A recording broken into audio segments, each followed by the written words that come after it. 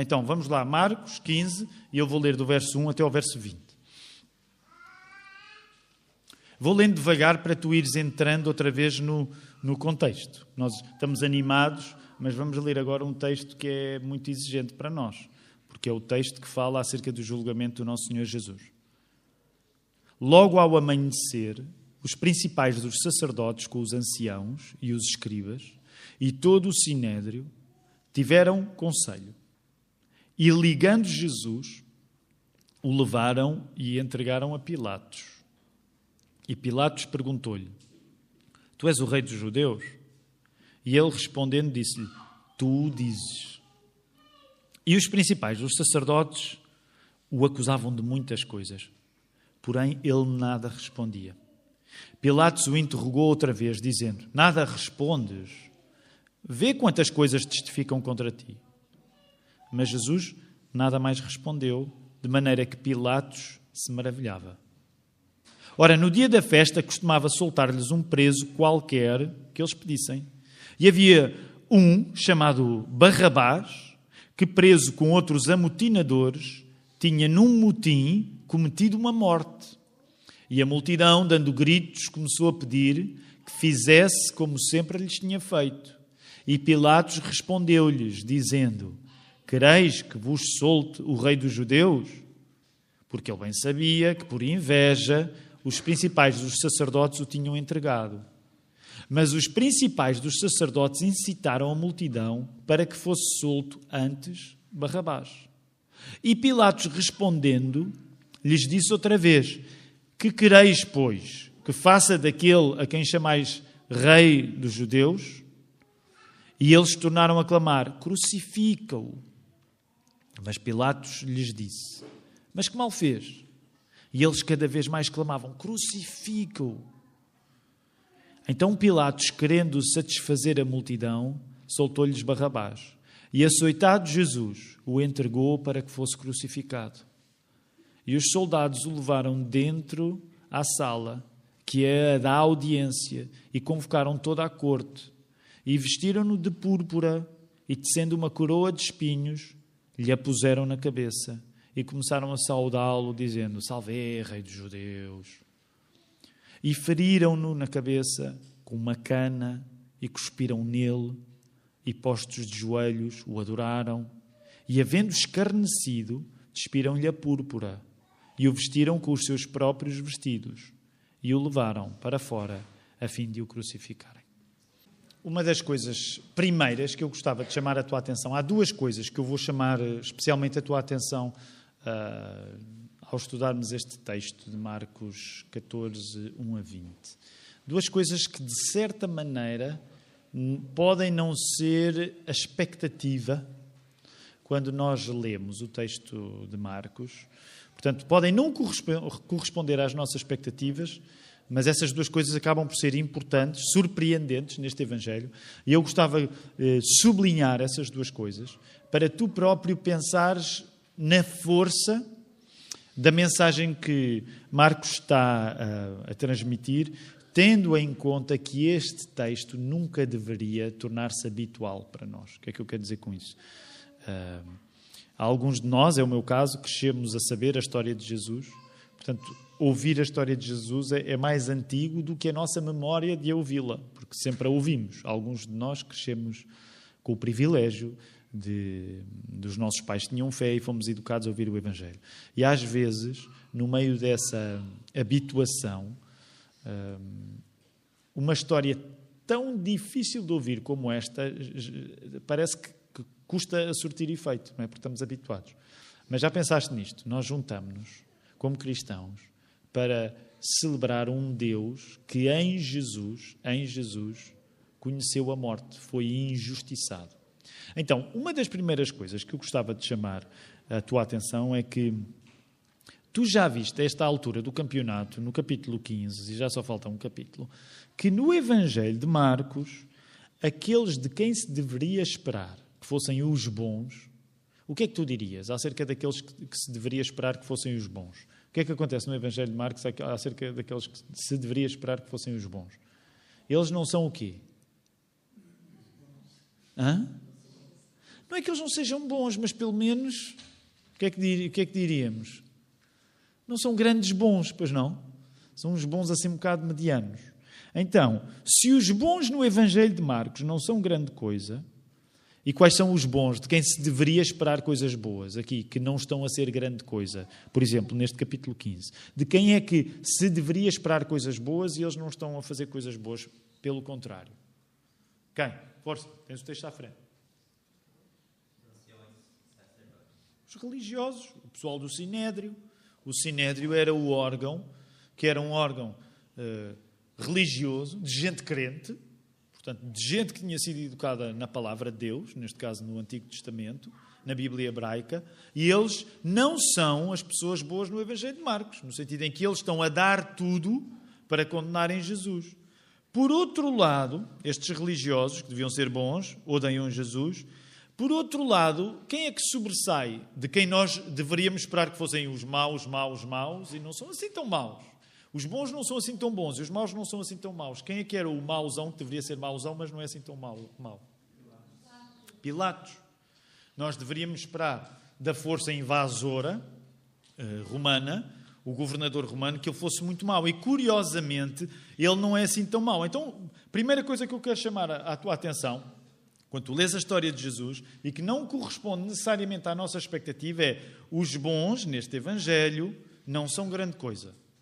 Porque são estes bons, de quem se deveria esperar bem, que odeiam Jesus e que fazem tudo para o matar. Por outro lado, os maus não parecem tão maus assim. Neste caso, o romano, que deveria encaixar na figura do opressor, até parece, no texto, o que é que parece que Pilatos tem com Jesus? Daquilo que tu acabaste de ler, agora neste texto, porque há outros textos que falam acerca disto, os outros 3 evangelhos. Mas neste evangelho, no texto que tu acabaste de ler, o que é que parece que até Pilatos sentirá em relação a Jesus? Há uma certa simpatia. Pilatos olha para Jesus como um caso, claro, de inocência. Portanto, esta é a primeira coisa que eu quero chamar a tua atenção. Tendo isto em conta, vamos seguir o texto todo. Em primeiro lugar, os inimigos de Jesus, que deveriam ser os bons, porque eram as pessoas que liam as Escrituras, não são preguiçosos para assegurarem que Jesus vai ser condenado. E eu vou ler alguns detalhes aqui, rapidamente. Eles, ao romper da manhã, têm uma nova reunião que culmina enviando Jesus a Pilatos.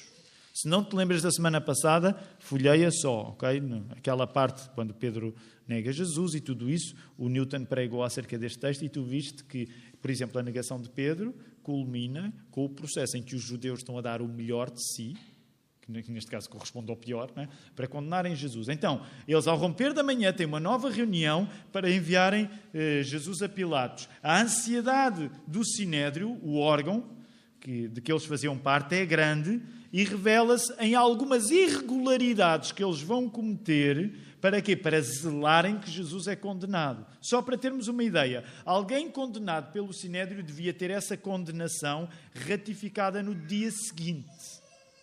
Não deveria existir um processo feito durante a noite.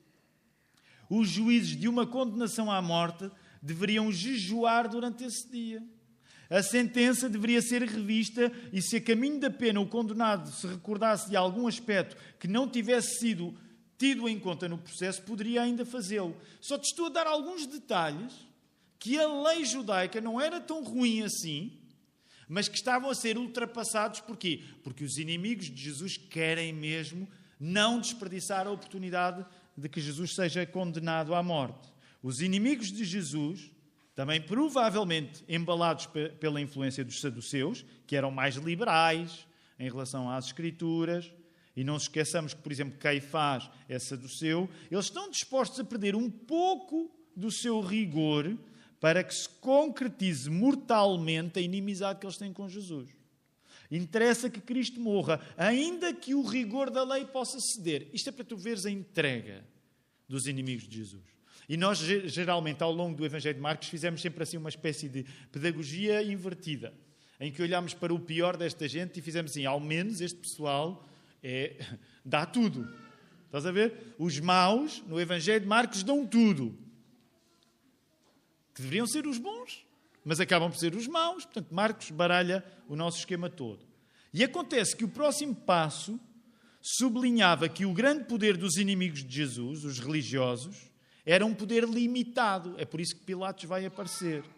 Porquê? Porque Israel estava debaixo do domínio romano. Então eles não tinham o poder de ratificar a pena de morte. Eles dependiam de Roma, tinham de ser os romanos a dar a autorização para que os judeus pudessem condenar alguém à morte. É por isso que Pilatos vai entrar na cena. Os que querem e não podem, quem é que são os que querem e não podem? São os inimigos de Jesus. Vão ter de dar lugar àquele que não quer e pode. É uma combinação curiosa. Os que querem e não podem, os do Sinédrio, os religiosos, os que odeiam Jesus, eles querem muito, mas não podem porque precisam de Roma para ratificar a condenação à morte. Têm de dar lugar àquele que não quer. Pilatos não quer matar Jesus, mas ele de facto tem poder para o fazer.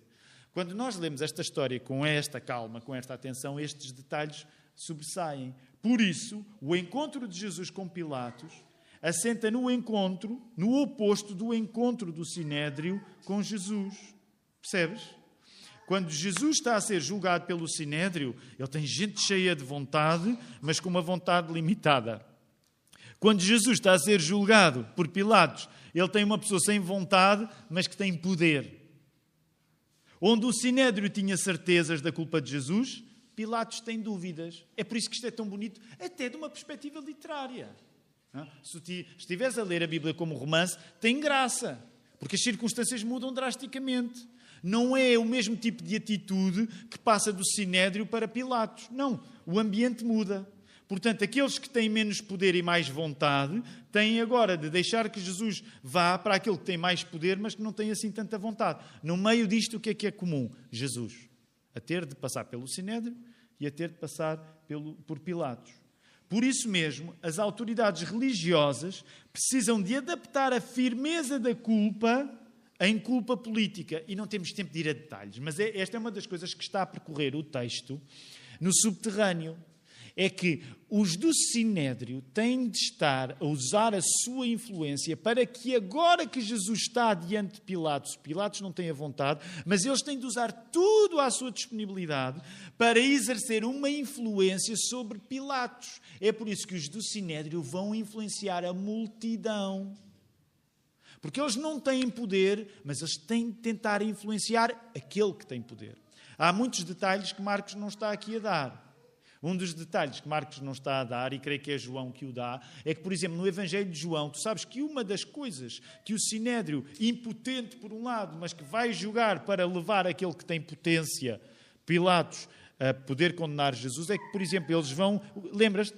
O que é que os do Sinédrio vão dizer para entalar Pilatos? Para Pilatos não deixar Jesus escapar. Lembram-se? Há um detalhe interessante. O que é que eles vão dizer?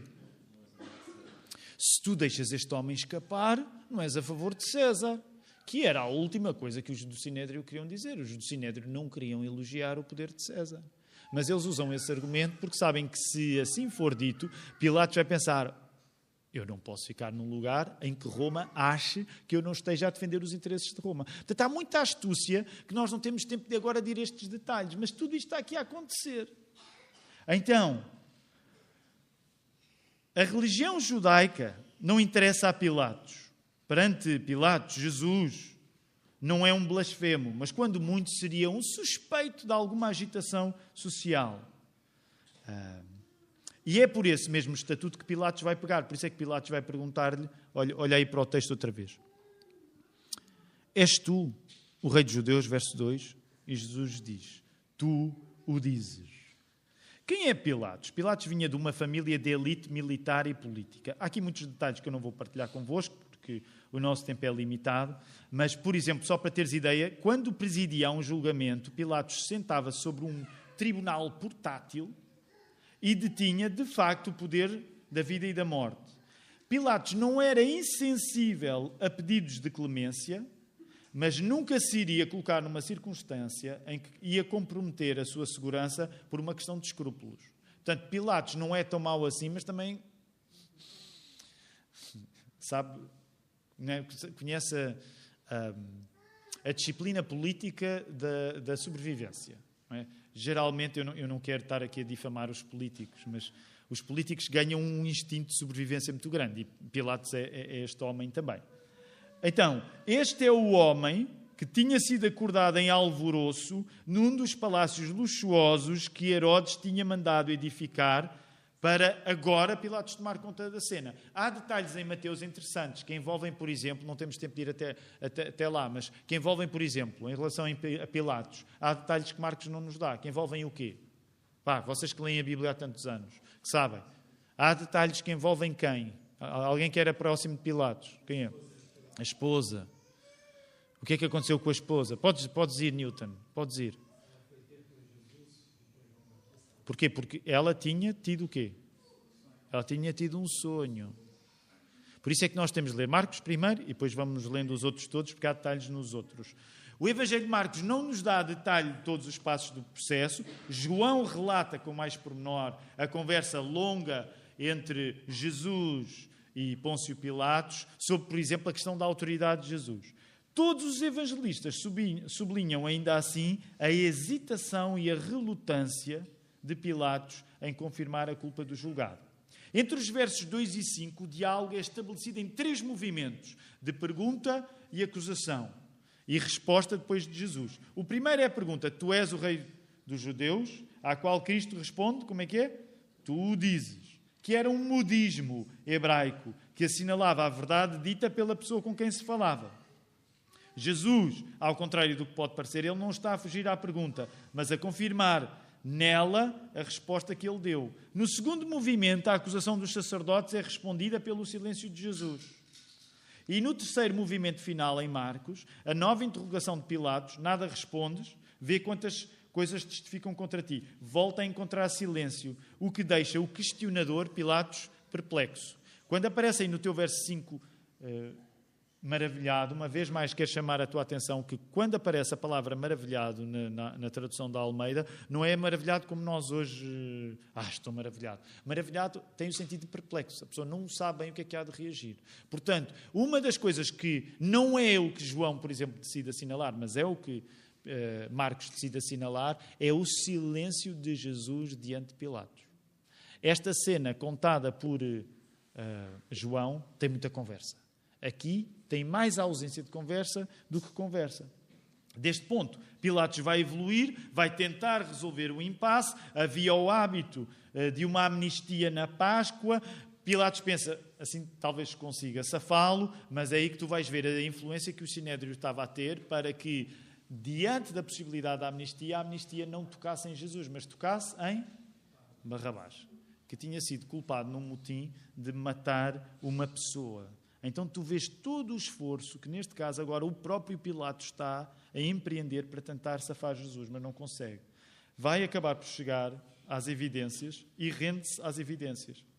É impotente perante uma característica que o Sinédrio tem. E eu gostava que tu fosses lá descobrir qual é uma característica em particular que o Sinédrio tem, e tem poder, essa característica. Na nossa vida, às vezes, tem muito poder. Qual é a característica que o Sinédrio tem? Que faz com que o Sinédrio seja mais forte do que o poder político de Pilatos. Influência, sem dúvida, mas há aí, eu não quero ajudar muito, porque eu gostava que vocês chegassem lá, mas há uma característica em particular do Sinédrio que acaba por levar a que o poder de Pilatos não chegue lá. Eu não quero ajudar, mas eu acho que vocês conseguem ajudar. Olha lá. São manipuladores, está certo, até agora está tudo certo. Mas há aí uma característica em particular que eu gostava que vocês topassem, pelo menos da maneira como eu topo. Alguém quer sugerir mais outra? Vamos, mais outra. Mais outra.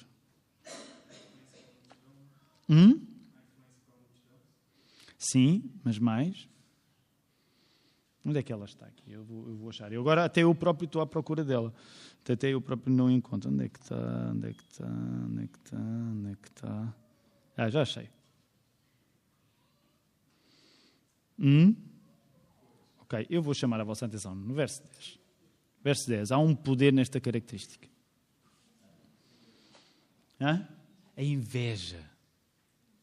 Isto agora vou pregar ao contrário. O texto não quer que eu pregue a inveja.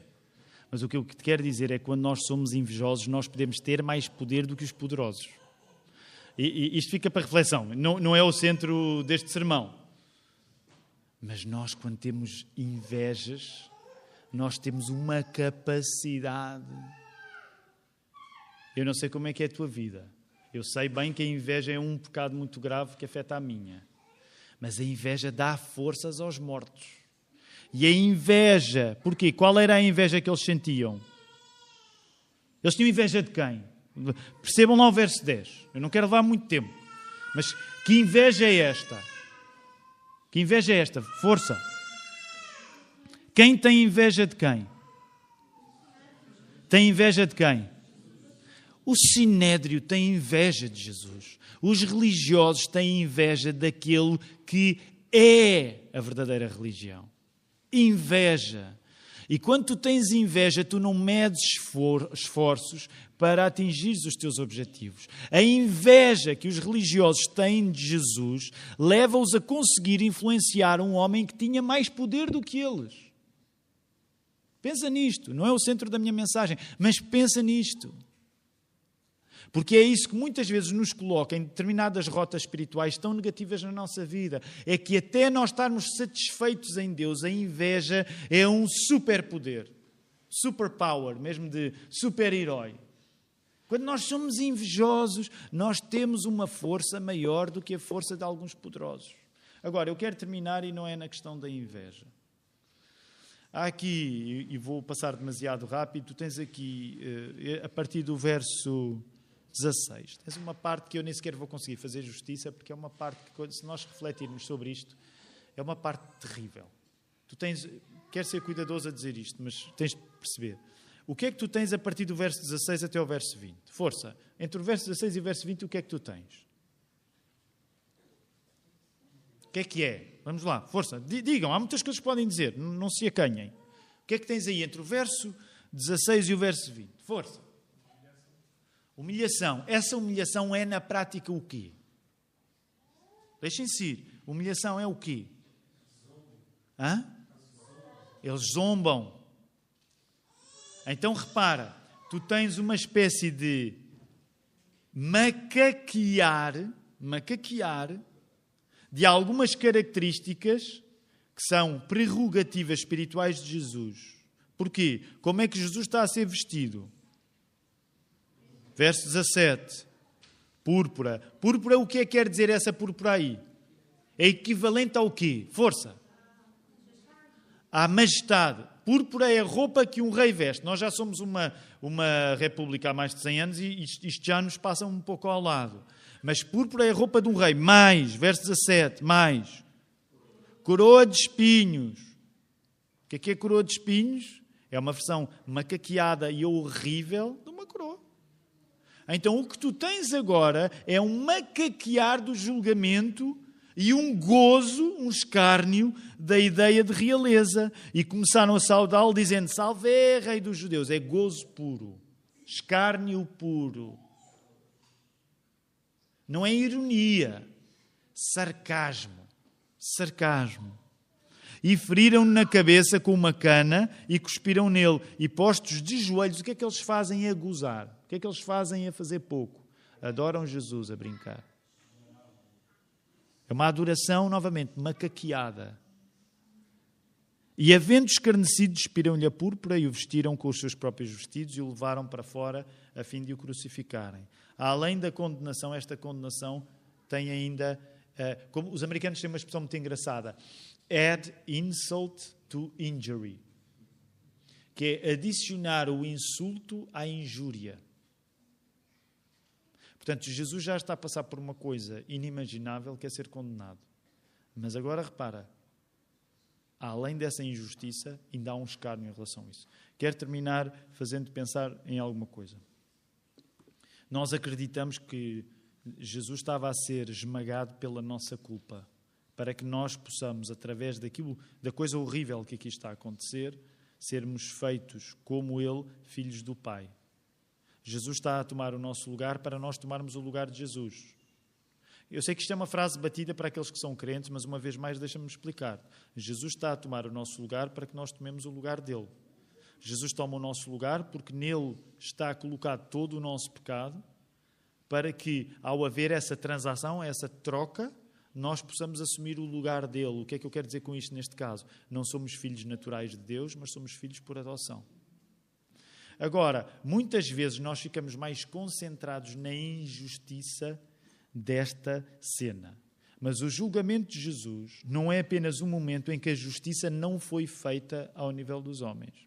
E este é um aspecto teológico, que é o último, que parece que no imediato parece não fazer muito sentido, mas eu quero chamar a tua atenção. O julgamento de Jesus de facto, é uma paródia horrorosa, é uma grande injustiça. Ao nível dos homens a justiça não foi feita, até porque os acusadores de Jesus sabem muitas vezes roer até a lei a favor deles, mas ao mesmo tempo eu quero chamar uma coisa que talvez seja menos óbvia para ti e que tu precisas pensar nela. Este momento não foi justiça feita ao nível dos homens, mas foi justiça feita ao nível de Deus. Porquê?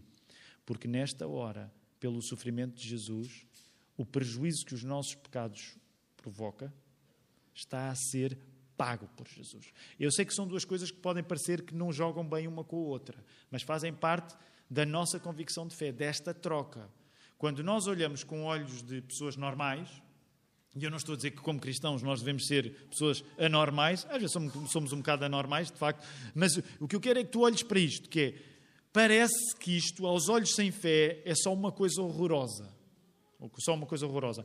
Mas quando tu olhas com os olhos da fé, tu compreendes que não é só uma coisa horrorosa, há uma coisa certa que está aqui a acontecer. É que Jesus está a pagar o preço pelo prejuízo que o nosso pecado provoca. E é por isso que nós cristãos, não há nenhuma religião do mundo que acredite naquilo que nós acreditamos. É por isso que nós temos neste cenário horroroso, não só uma grande injustiça, mas nós temos uma grande justiça. E eu gostava de sublinhar isto para te dizer, se tu és transformado por conta daquilo que Jesus fez, tu deves olhar para este momento e saberes, aqui está aquilo que muda a minha vida, aqui está aquilo que muda a minha personalidade, aqui está aquilo que muda e que me dá a capacidade de eu viver de acordo com este sacrifício grande que foi feito por mim. Numa época, lá está, uma vez mais, numa época que é caracterizada pela beleza, pela ternura, por aquilo que é doméstico, eu gostava que este domingo também servisse para tu pensares na grande transação, na grande troca e agradeceres a Deus pelo sacrifício de Jesus em tudo aquilo que parece horroroso, ter sido perfeito para tu teres sido feito filho adotado do nosso Deus Pai. Vamos responder com louvor. Querido Deus, nós queremos orar uma última vez isto que acabámos de cantar. Não para nós, mas Teu Senhor é o louvor. Ajuda-nos a participar na história do Teu Filho, ocupando o lugar certo nela, que é daqueles que recebem esta graça. Ó Senhor, e que se alegram na graça que recebem. Que isto possa estar a marcar os nossos dias na semana que temos pela frente, segundo a Tua vontade. Oramos em nome de Jesus. Amém.